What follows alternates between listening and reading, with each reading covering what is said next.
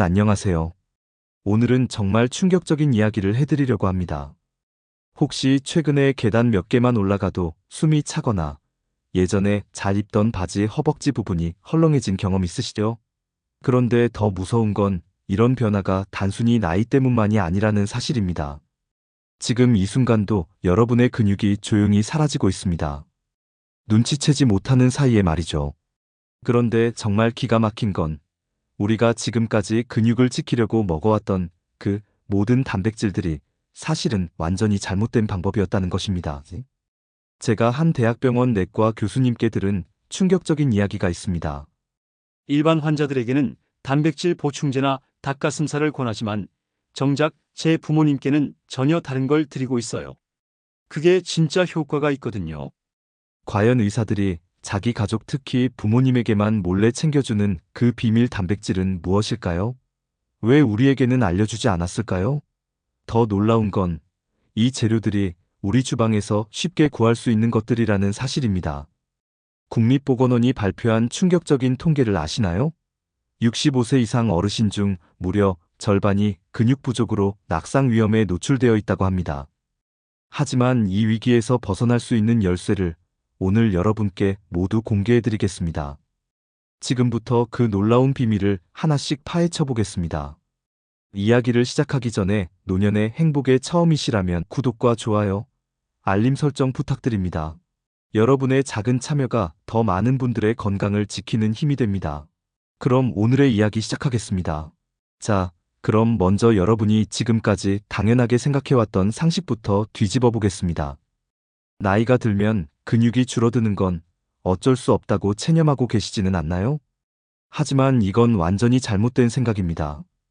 의학적으로 근육 감소는 자연스러운 노화 과정이 아니라 잘못된 식습관과 생활 습관으로 인한 질병입니다. 다시 말해, 충분히 예방하고 치료할 수 있다는 뜻이죠. 40세 이후부터 10년마다 근육량이 8%에서 15%씩 줄어든다는 통계 들어보셨을 겁니다. 그런데 이게 얼마나 무서운 속도인지 아시나요? 만약 40세 때 근육량이 30kg이었다면 70세가 되면 절반 이하로 줄어들 수 있다는 뜻입니다.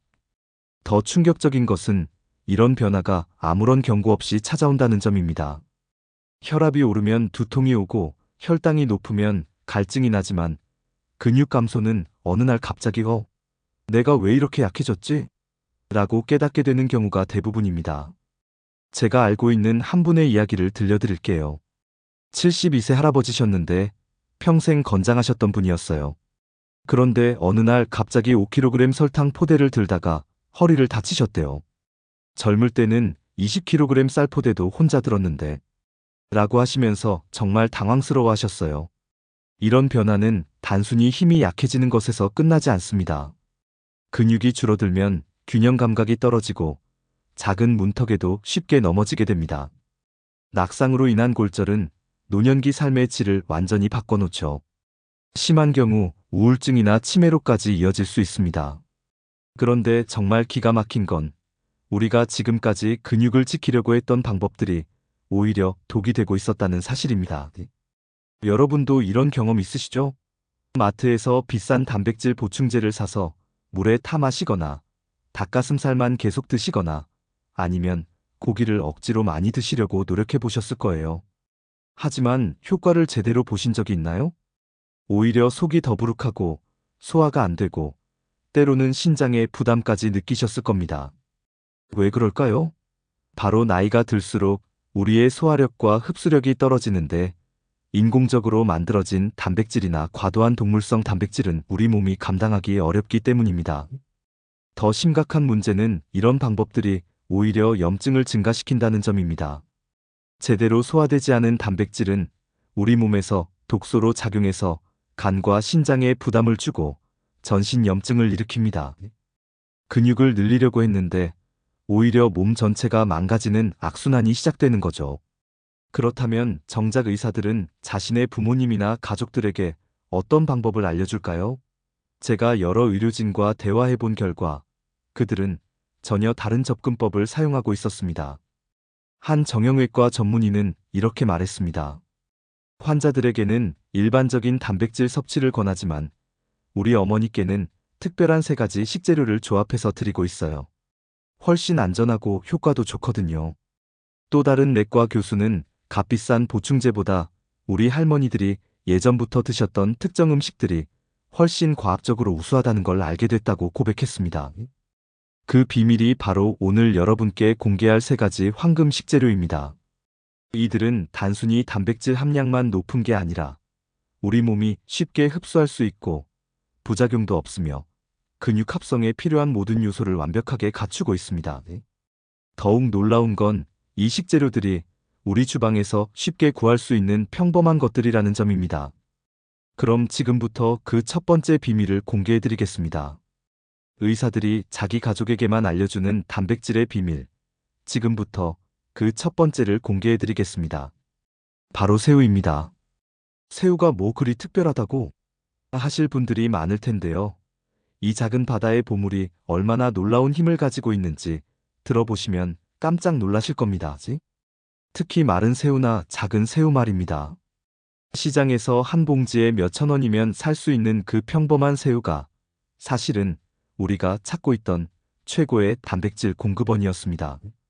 새우 100g에는 무려 20g 이상의 단백질이 들어있는데 이는 같은 양의 소고기나 돼지고기보다도 많은 양입니다.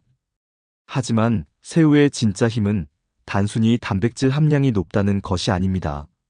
새우에는 아르기닌이라는 특별한 성분이 들어있는데 이것이 우리 몸의 혈액순환을 획기적으로 개선시켜줍니다. 근육에 영양분과 산소가 제대로 공급되어야 근육이 자랄 수 있는데 아르기닌이 바로 그 역할을 해주는 것이죠. 더 놀라운 것은 아스타잔틴이라는 성분입니다. 새우의 붉은 색깔을 만들어내는 이 성분이 우리 몸의 염증을 강력하게 줄여줍니다. 나이가 들면서 관절이 아프고 몸이 여기저기 쑤시는 이유 중 하나가 바로 만성 염증 때문인데 아스타잔틴이 이를 자연스럽게 해결해 주는 거예요. 실제로 제가 아는 한 분은 이런 경험을 하셨습니다.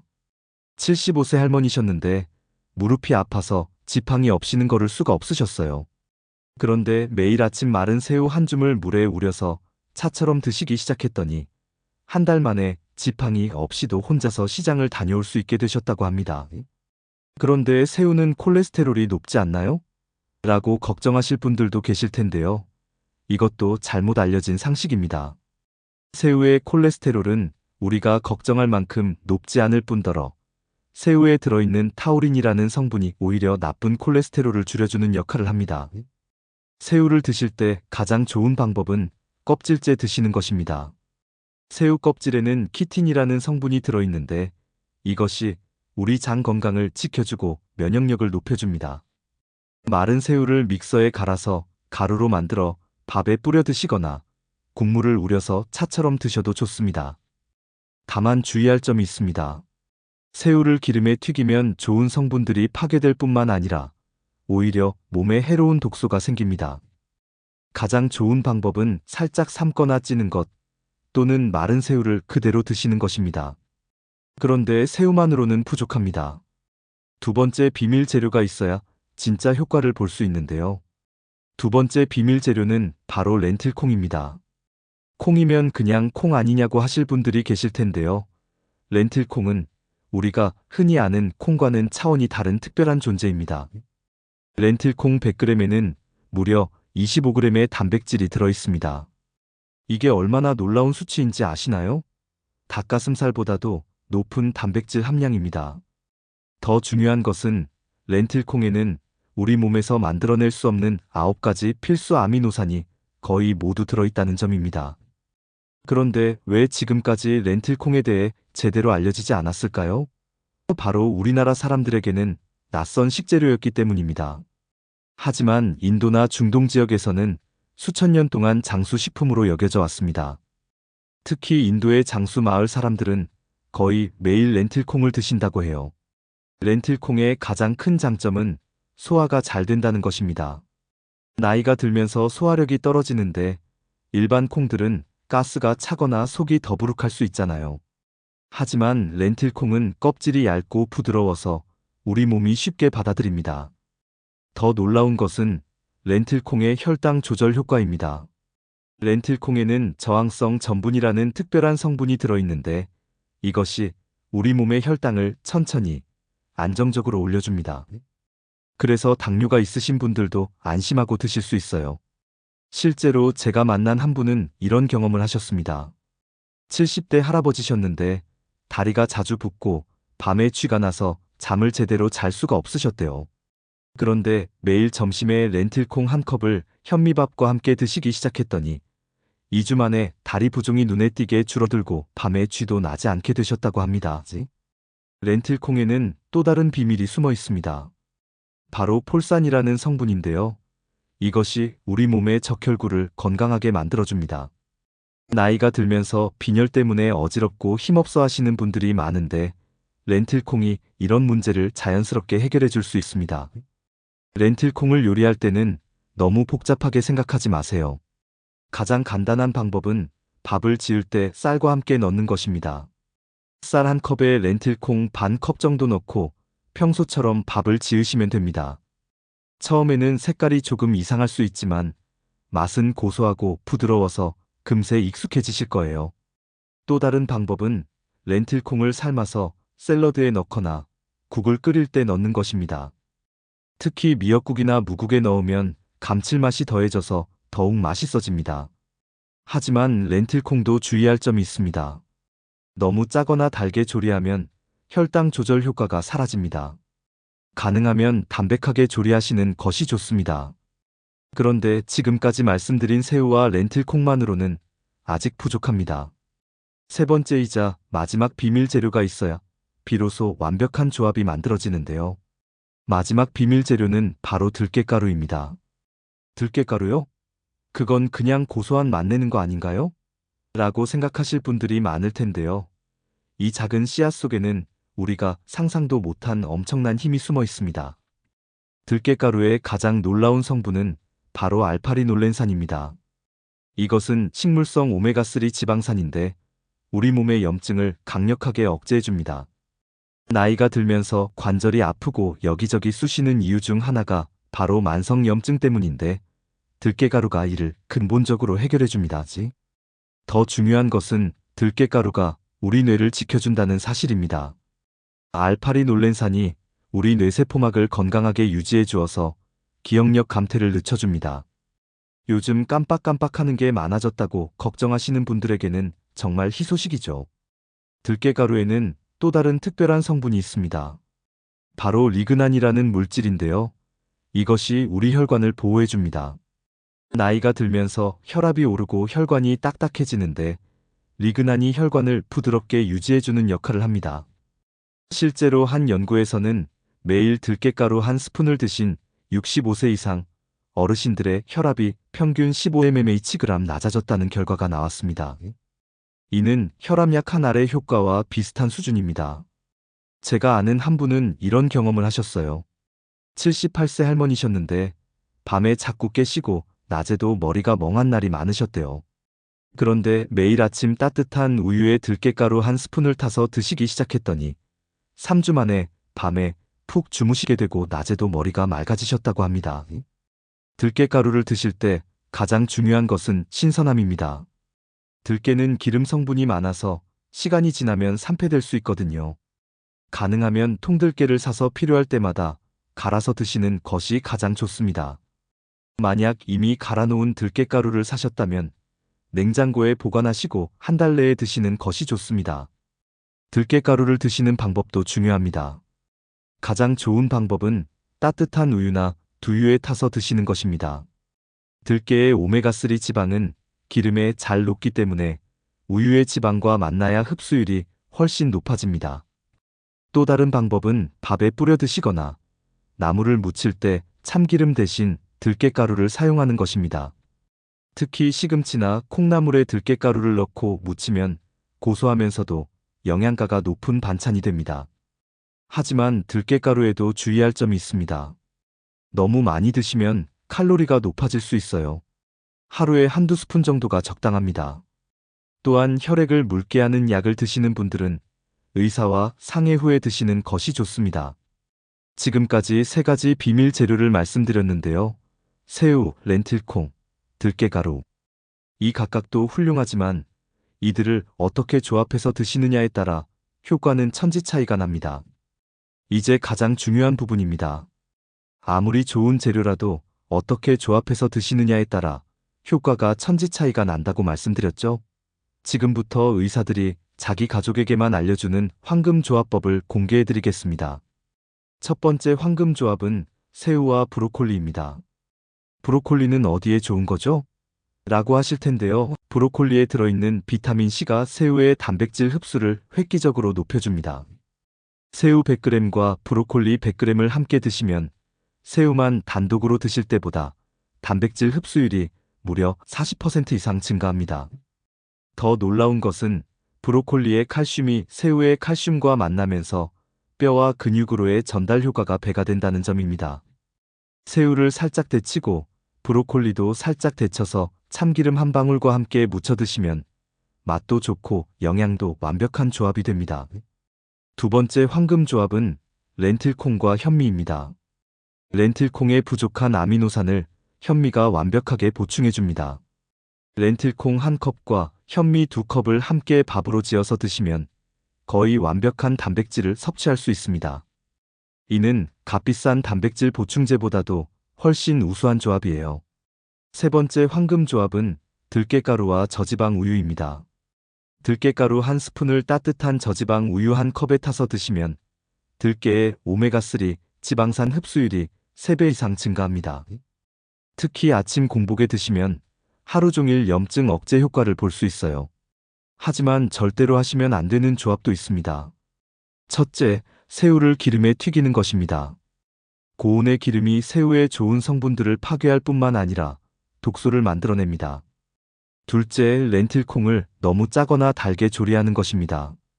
설탕이나 소금을 많이 넣으면 혈당 조절 효과가 사라집니다.